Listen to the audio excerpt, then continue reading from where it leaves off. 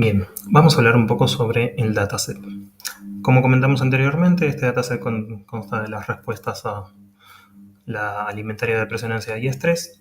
Y tenemos, como son 42 preguntas, 14 para cada trastorno, tenemos un total de 42 columnas, a lo que en realidad se multiplica por 3, porque para cada respuesta tenemos la columna de respuesta, que sería la letra A, la columna de índice o la posición que estaba en el test, y la columna de E, que sería de tiempo, el elapsed time, y eso para cada una de estas respuestas. Entonces tenemos 126 columnas, a lo que luego se le suma también algunas variables como lo que es el tiempo que tardó la persona en completar el test, lo que tardó también en completar un cuestionario adicional al final. Luego los ítems de las 10 preguntas del inventario de personalidad que comentamos, que son de TIPI 1 hasta TIPI 10. Luego tenemos 16 columnas que corresponden a preguntas señuelo, que ya vamos a comentar un poco para qué se usa. Y luego las columnas que corresponden a variables más bien demográficas o sociopersonales de las personas. Sobre este dataset entonces tuvimos que hacer cierto tratamiento previo antes de comenzar con lo que era el análisis y demás. En principio necesitamos construir nuestras variables objetivo.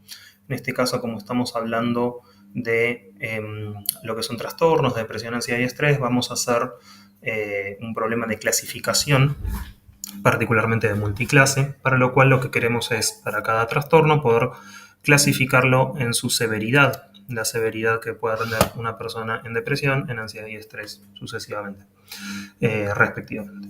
Entonces, en principio, lo primero que hicimos fue restarle 1 a todas las columnas de respuesta por una cuestión de que en este test o en estos datos se estaban puntuadas de 1 a 4, donde básicamente 1 era la respuesta no aplica nunca para mí, para mi persona, y 4 era aplica siempre para mi persona, 2 y 3 lo aplica algunas veces o casi nunca aplica para distintas preguntas.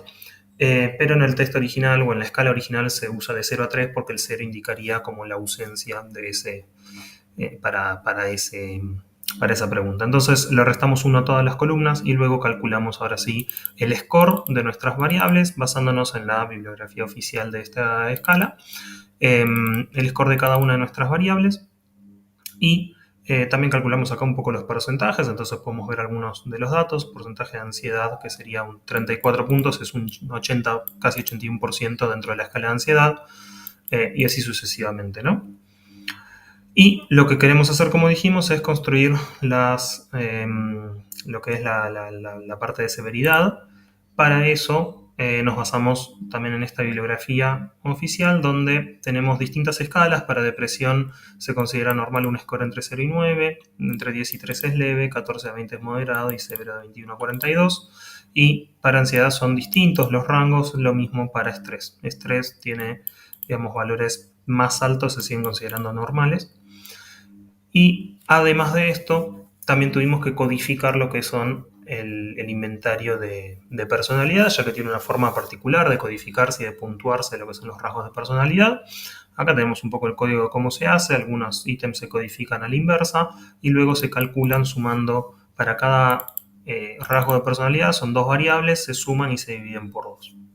Y con eso tenemos el score de nuestras variables o rasgos de personalidad.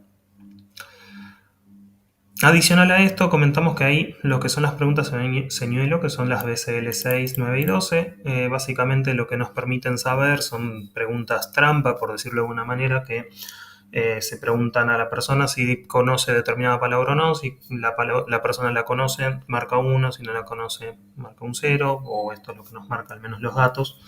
Pero hay algunas palabras que no existen directamente. Entonces, para los casos donde esas palabras se contestó como que eran conocidas, los vamos a considerar no confiables, como que puede haber sido o al azar o que no entendieron.